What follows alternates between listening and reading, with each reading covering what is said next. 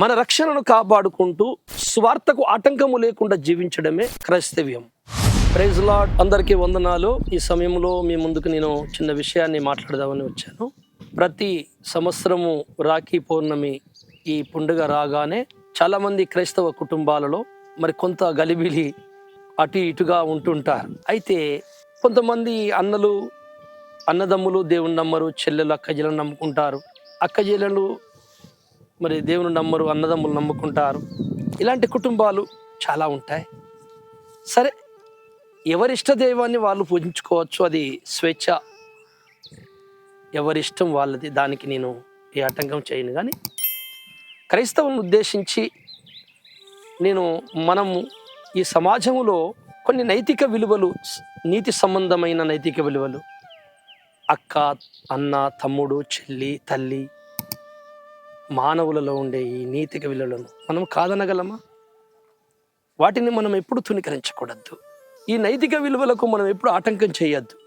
అయితే ఎవరైనా కొత్తగా మనము దేవుని నమ్ముకున్న అక్క చెల్లెలు ఉన్నారు, అన్నదమ్ములు నమ్మలేదు, కానీ వాళ్ళకు ప్రేమ ఉంటుంది కదా, మా చెల్లె నాకు రాఖీ కట్టాలని ఒక మాట, అయ్యో నేను మా పాస్టర్ గారు కట్టద్దు అన్నాడు ఇది అని అదే ఆలోచనలో ఉండిపోతారు.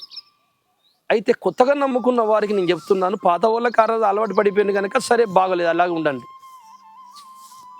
ఒకవేళ కొత్తగా నమ్ముకున్న వాళ్ళకి అదే అలవాటుతో అన్నయ్య వచ్చి చెల్లెమ్మ నాకు రాఖీ కట్టు, నువ్వు కట్టకపోతే నా మనసున పట్టది అని ప్రేమతో వచ్చినప్పుడు ఒక దారం రాఖీ కట్టడం పెద్ద తప్పేం లేదు. ఏమైనా దేవుడా మనం మొక్కుతున్నామా? అతని మనసును బాధ పెట్టడం దేనికి? అలాగే అన్నదమ్ములు దేవుని నమ్ముకున్న పురుషులు, దేవుని నమ్మని చెల్లె కూడా ప్రేమతో వచ్చినప్పుడు కొత్తగా కొన్ని రోజుల తర్వాత అతడు దేవుని నమ్ముకుని వెళ్ళే వాళ్ళకి కట్టడం అవసరం లేదు అనుకుంటే వెళ్ళిపోతుంది, సరిపోతుంది. అయితే వాళ్ళు కూడా అలాగే వచ్చినప్పుడు మనం కూడా ప్రేమ చేత కట్టించుకోవచ్చు. కానీ మనము దేవుడు అని దేన్ని మొక్కకూడదు, దేన్ని భావించకూడదు హృదయంలో. మన రక్షణను కాపాడుకుంటూ సువార్తకు ఆటంకము లేకుండా జీవించడమే క్రైస్తవ్యం. మళ్ళీ చెప్తున్నాను, మన రక్షణను కాపాడుకుంటూ స్వార్థకు ఆటంకము లేకుండా జీవించడమే క్రైస్తవ్యం. నీ రక్షణకు ప్రమాదము లేకుండా చూసుకో, నువ్వు దేవుడని మొక్కకుండా. అలాగని నువ్వు అందరినీ అన్ని విషయాల్లో తురకరించకు. నువ్వు ప్రేమని పంచు, ప్రేమని పొందు. అప్పుడే ఇతరుల ప్రేమానురాగాలు, వారి ఆశాభావాలు క్రైస్తవుడైన నీకు తెలిస్తే కనుక నువ్వు వాళ్ళని మంచి మార్గంలో నడిపించి వారికి మేలుకరమైన తొవ్వను చూపించగలవు. మీరు ఇతరులతో ఏమాత్రం మాట్లాడకుండా వారి అన్ని విషయాలని, వాళ్ళ ప్రేమని, వాళ్ళ నమ్మకాలని, నైతిక విలువని కూడా మీరు తుణీకరించినట్లయితే మీరు ఈ లోకంలో జీవించడం కష్టమని లేఖనం చెప్తుంది. 1 కొరింథీ 5:9 జారులతో సాంగత్యము చేయవద్దని నా పత్రికలో మీకు వ్రాసి ఉంటిని. అయితే ఈ లోకపు జారులతోనైనను, లోబులతోనైనను, దోచుకుని వారితోనైనను, విగ్రహారాధకులతోనైనను ఏ మాత్రము సాంగత్యము చేయవద్దని కాదు. అలాగైతే మీరు లోకములో నుండి వెళ్ళిపోవలసి వచ్చును కదా. చూశారా? చోరులు, దొంగలు, అవిచారులు, విగ్రహారాధకులు, వాళ్ళతో ఏమాత్రము సాంగత్యం అంటే అసలే అంటుకోవద్దు, దగ్గర అంటరాని వాళ్ళగా చూడండి అని కాదు కదా మీకు నేను చెప్పింది అంటున్నాడు పౌలు. మరేంటి, వాళ్ళ విగ్రహాలు, వాళ్ళ పనులు చేసుకొని వాళ్ళ ఇష్టం అది. కానీ ప్రేమగా వచ్చినప్పుడు, ప్రేమగా మందలిచ్చినప్పుడు నువ్వు ప్రేమనే చెంపాలి. నాకు కొంచెం అన్నం పెట్టారా అంటే సరే, ఆకలైన వానికి అన్నం పెట్టాలి. అన్నయ్య అని దగ్గరికి వచ్చి అన్నయ్య చెడ్డవాడైతే సరే ఏం చెప్తావు, అన్నయ్య కదా అని చెప్పి ఇక్కడ అన్నం పెట్టినావు, బాబు నువ్వు కూడా మంచి మార్గంలో నడవని 4 మాటలు చెప్పాలి. కానీ నువ్వు చెడ్డవాడివి కనుక నువ్వు మనిషివే కాదు పో అని అంటే ఈ లోకంలో మీరు జీవించలేరు క్రైస్తవులారా.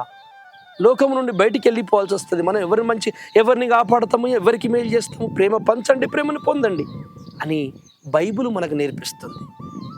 అలాగైతే లోకంలో ఉన్నాయి మనకు ఎందుకండి క్రైస్తవునికి అంటున్నారు కదా. మరి లోకంలో ఏది నీకు అంటకుండా బతకాలంటే లోకంలో ఉండకుండా పోవాలి అంటుంది బైబిల్. 1 యోహాను పత్రిక 2:15 ఒకసారి చదువుకుందామండి. ఈ లోకమునైనను లోకములో ఉన్న వాటినైనను ప్రేమింపకుడి. ఎవడైనను లోకమును ప్రేమించిన ఎడల తండ్రి ప్రేమ వానిలో ఉండదు. లోకములో ఉన్నదంతయు అనగా శరీరాశయు, నేత్రాశయు, జీవపు డంబమును తండ్రి వలన పుట్టినవి కావు.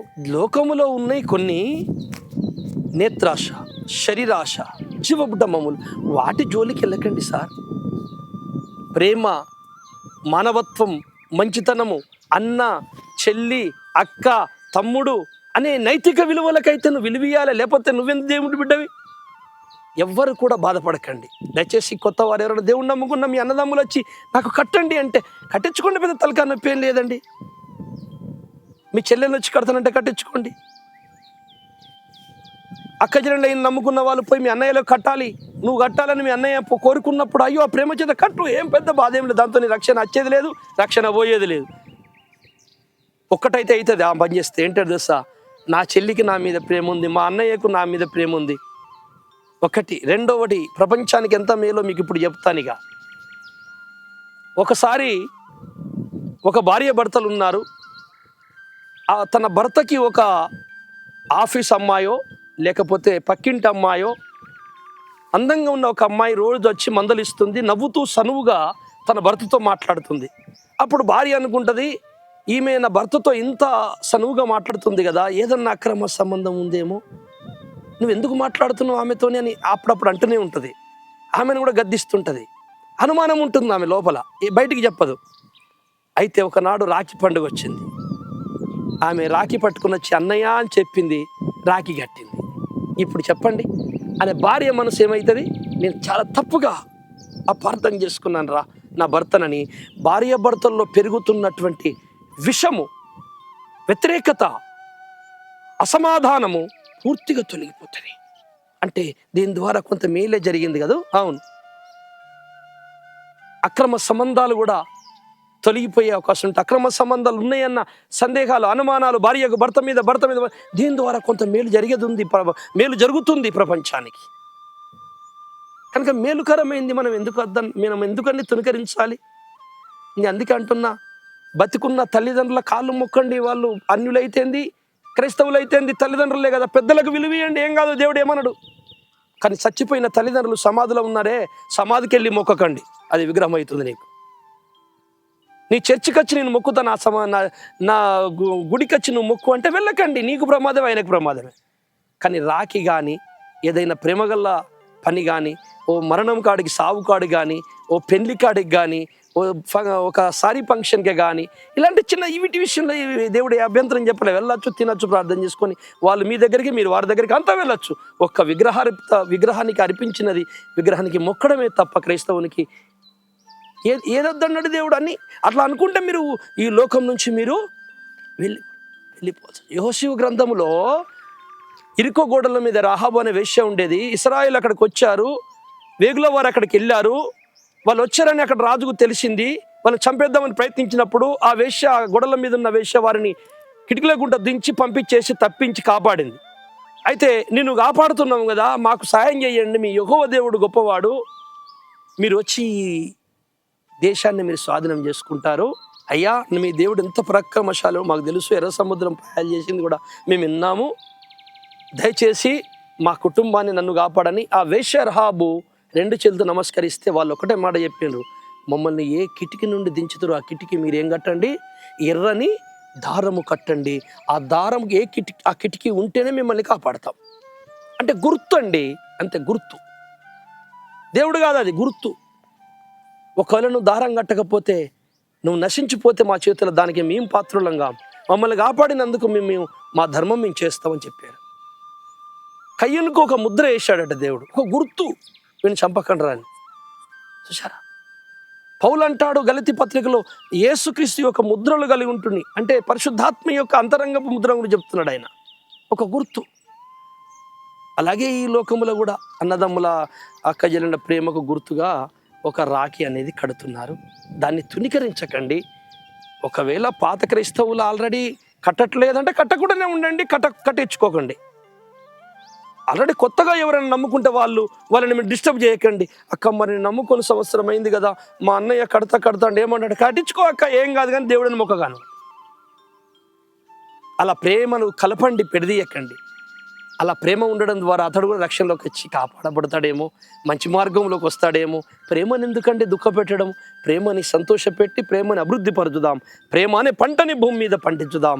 మన దేవుడు ప్రేమమయుడు, మన యేసుక్రీస్తు ప్రభుల వారు, ఆయన రక్తం చేత కడగబడిన మనం ఇది మన పరదేశులము, యాత్రికులము. ఈ లోకం మనది కాదు. మనకంటూ ఒక లోకం ఉన్నది.